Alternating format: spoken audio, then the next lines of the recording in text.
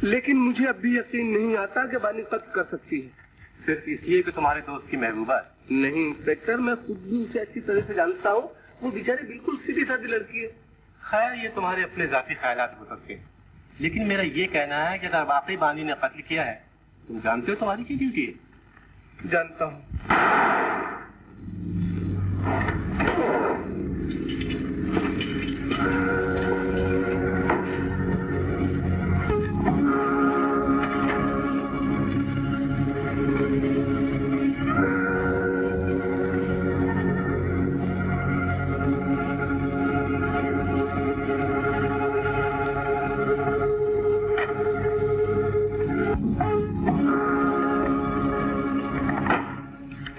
Mrs रायमोहन की body में पाई गई गोली इस पिस्टल की नहीं। Thank you.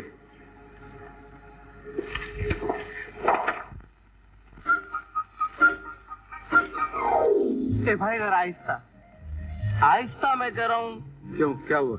हुआ नहीं है तो हो जाएगा। ये देखो, इस भाई को भी वही बीमारी थी जो आपको है। मैं ये कह रहा हूँ कि जल्द घर पहुँचना चाहते थे, लेकिन भगवान के घर पहुँच गए, समझे ना? 5,500 रुपए आंटी में दबा कर मरना था, तो कम से कम वसीयत तो मेरे नाम कर जाते, ताकि जो माल सरकारी बैंक में गया मेरी जेब में आता। Very good. भाई की शक्ल भी मुझसे मिलती जुलती है। तुम्हारी सूरत तो लंगूर से भी मिलती जुलती है। हाँ, अंगूर से? लंगूर। मैं समझा अंगूर से, सीजन चालू है ना। लंगूर। लेकिन फिर भी मैं और मेरी मरहूम बीवी बनी से बेहद प्यार करते थे। ये तो कुछ समझ में नहीं आता।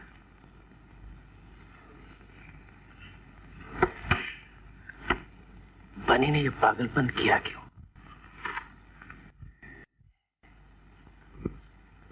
तो वो कौन था जिसने दूसरी गोली चलाई? दूसरी गोली? ये क्या कह रहे हैं आप? जी हाँ, आपकी बीवी को 2 गोली लगी और पानी के पिस्तौल से सिर्फ 1 गोली चली। लेकिन कौन हो सकता है वो आदमी? यही तो हम जानना चाहते हैं। लेकिन अगर कोई दूसरा आदमी था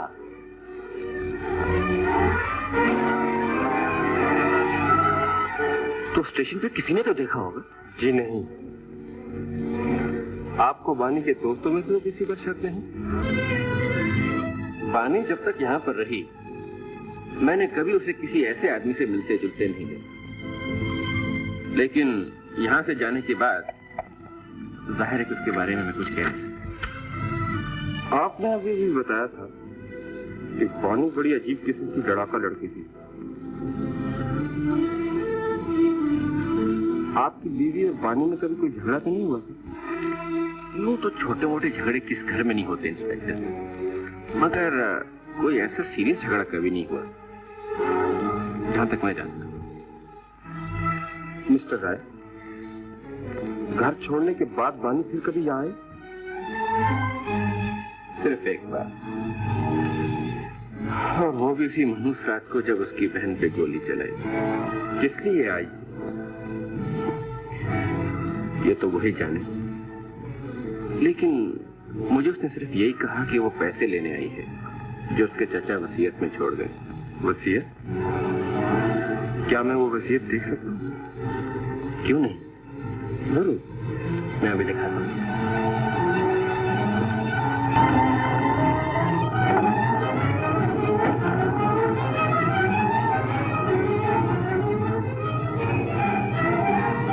ये देखिए,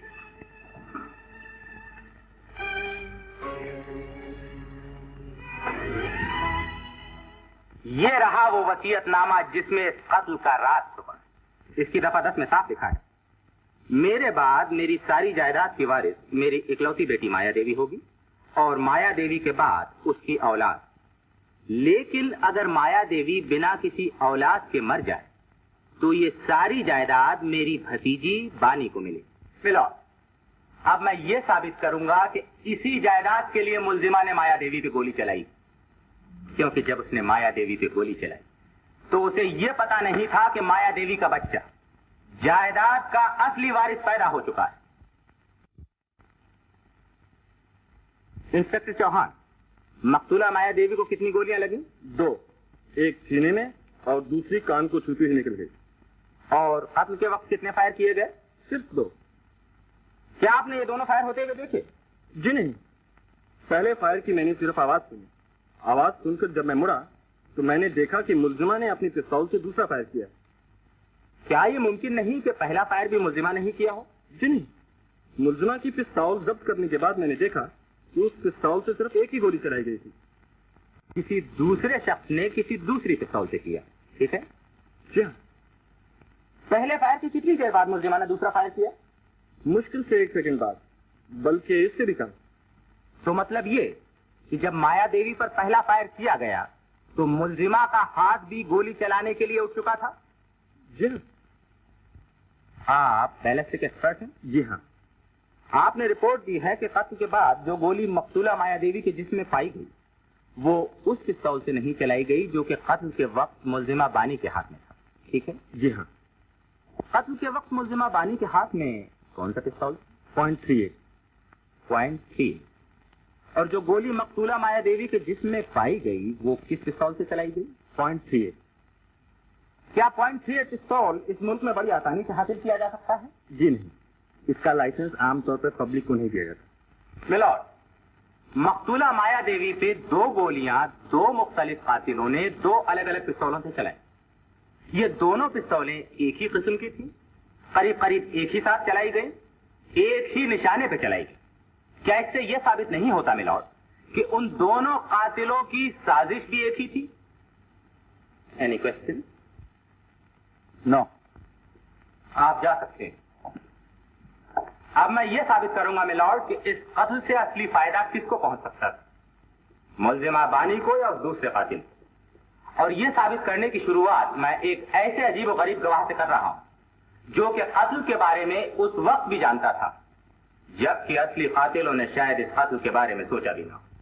चाचा, मालूम होता है कि गंजा बानी को भेज के रहेगा। प्रोफेसर स्वामी। आज मुझसे भूल गए जी, मुझसे स्वामी बोला। प्रोफेसर मुत्तु स्वामी, क्या आप जोशी हैं? आज हमारे बाप दादा सभी ज्योतिष थे जी। यानी आप मैं अपने बाप दादों के मुस्तकबिल का हाल बताते रहे। मुस्तकबिल? ये मुस्तकबिल क्या जी?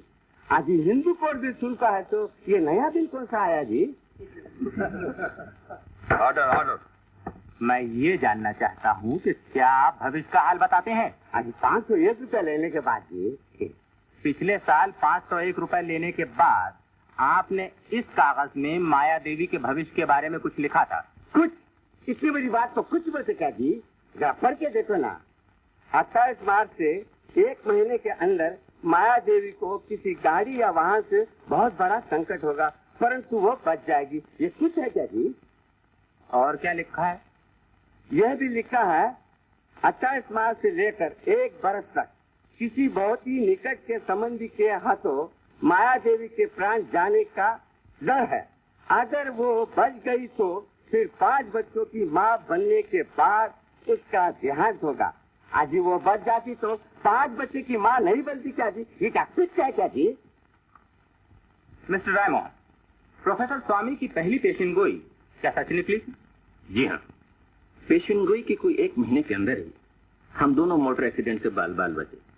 और दूसरी पेशिनगोई के मुताबिक आपकी बीवी माया देवी को किसी करीबी रिश्तेदार के हाथों जान का खतरा था।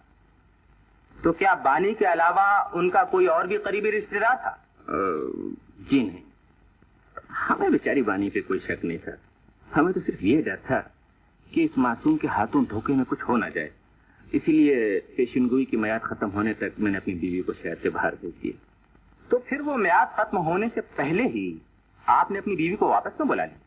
बात यह थी कि पेशिनगोई की मियाद रात के 12 बजे खत्म होने वाली थी और रात के 12 बजे ही मेरी बीवी की ट्रेन आने वाली थी।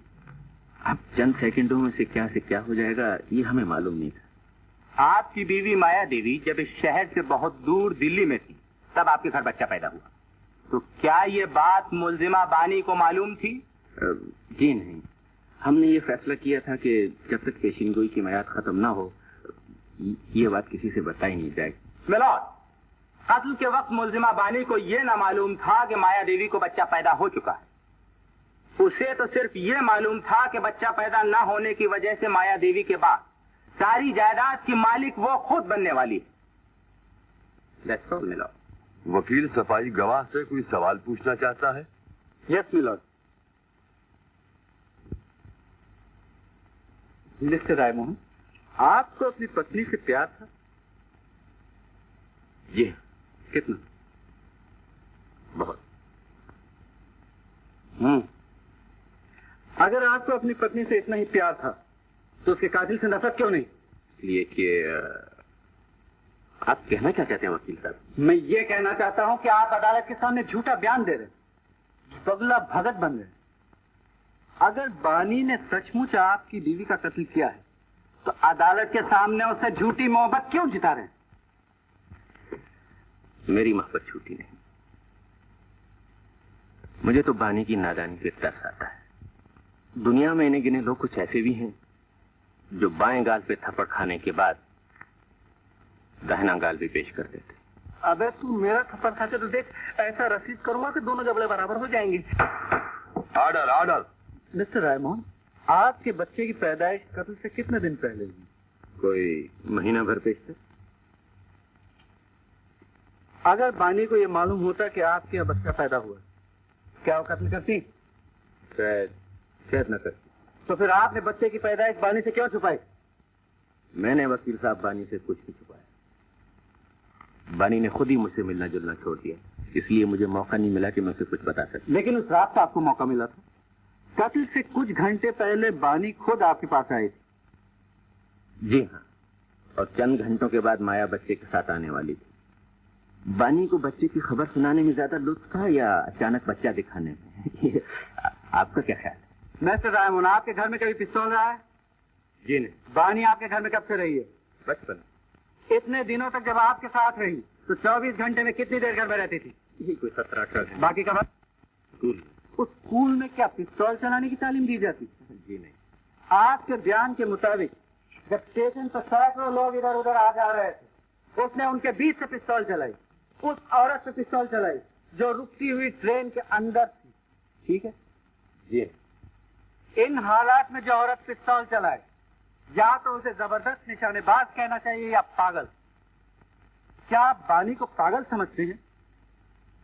जी नहीं, सिर्फ पिस्तौल की निशानेबाज। उसने जब पिस्तौल चलाना ना आपके घर सीखा ना स्कूल में, तो फिर मैं पूछता हूं उसने पिस्तौल चलाना कहां सीखा? I object my Lord. वकील सफाई का सवाल ज़ाब्ते के खिलाफ है। मैं ऐसा नहीं समझता। इतना संगीन जुर्म एक जबरदस्त निशानेबाज के हाथ में ही हो सकता है और किसी के नहीं। वो भी साबित हो जाएगा मिलॉर्ड।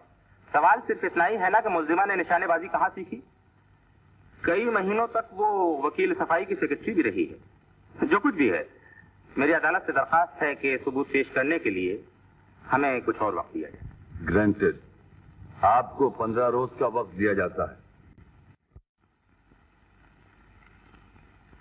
लेकिन सवाल ये है कि स्टेशन जैसी खतरनाक जगह पर उसे कत्ल क्यों किया गया? घर पे भी नहीं पहुंचने दिया। मुमकिन है कातिल मिसेस रायमोहन को किसी से मिलने या बात करने ही न देना चाहता हो। यानी मिसेस रायमोहन को कोई ऐसा राज मालूम था जो कातिल के लिए खतरनाक हो? बिल्कुल।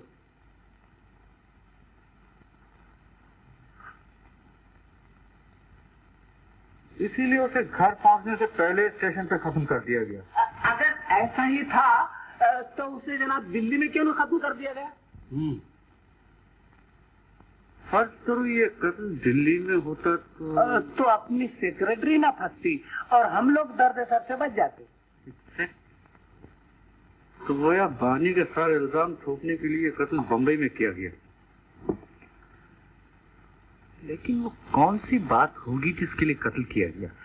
वो बात तो मिसेस रायमोहन और उसके कातिल ही को मालूम है, लेकिन मिसेस रायमोहन बता नहीं सकती इसलिए कि मर चुकी है बेचारी, और कातिल मरना नहीं चाहता। मेरा ख्याल है ये बात दिल्ली में पैदा हुई जो कत्ल का सबब बनी। दिल्ली में तो बच्चा पैदा हुआ। अच्छा। हाँ हाँ, मिसेस रायमोहन का। यस, ब्रिलियंट मोती, ब्रिलियंट। आज तुमने पहली बार अकल की बात। वो तो मैं हमेशा ही करता हूँ, लेकिन तुम समझे पहली बार हो।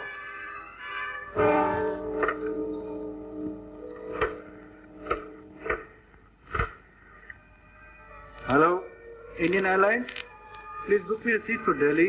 दिल्ली तुम्हारी समझ से बाहर है। यहाँ रायमोहन को संभालो। Hello, yes, Ajay Kumar, 88491। Yes, thank you.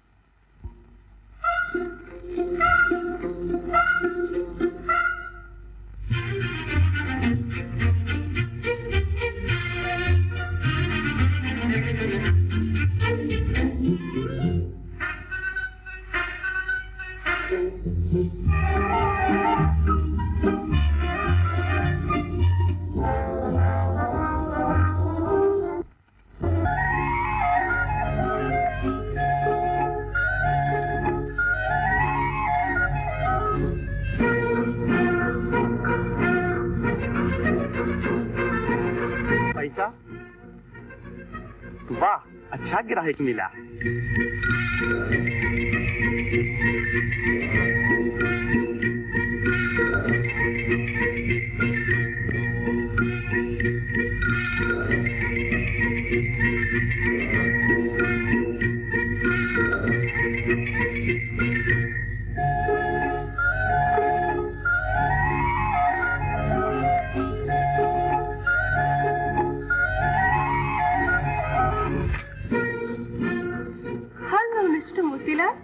Hello Kapoor, Mrs के कपूर, तशरीफ लाइए।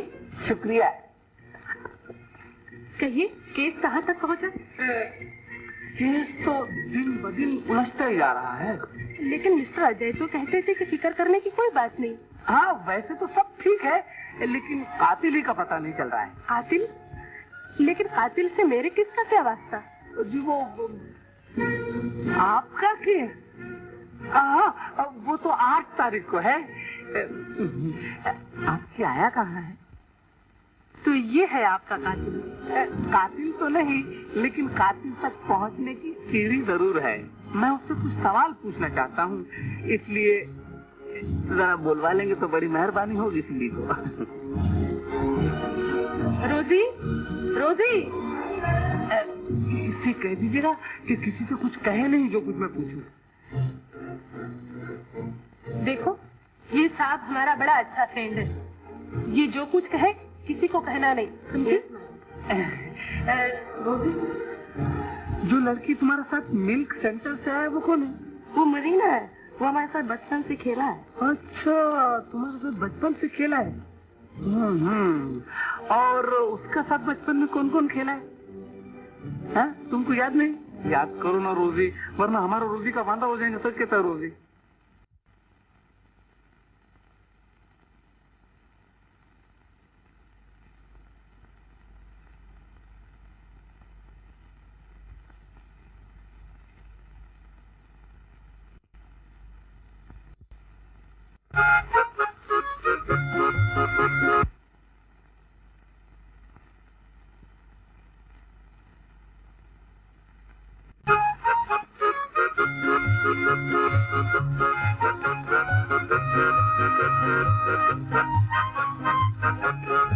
तो हम कहाँ गया?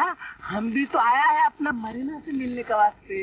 मीना से मिलने आया? हाँ। मीना तो हम है। अरे तुम, कमाल है, तुम इतना बड़ा कैसा हो गया? ये बाबा तुम्हारा है? चेहरे, ये तो साहब का बेबी है जो अभी भी मोटर में गया। ओह, और वो औरत जो साहब के साथ में था उसका बहन था क्या? साहब का बहन नहीं है, साहब का स्वीट हार्ट है। ओह, पर तुम कौन होता है पूछने वाला? अरे तुम अपना जॉन डिसोजा को नहीं पहचाना? क्या तुम इतना बड़ा हो गया? हाँ। तो तुम्हारे नाक का तिल क्या हुआ?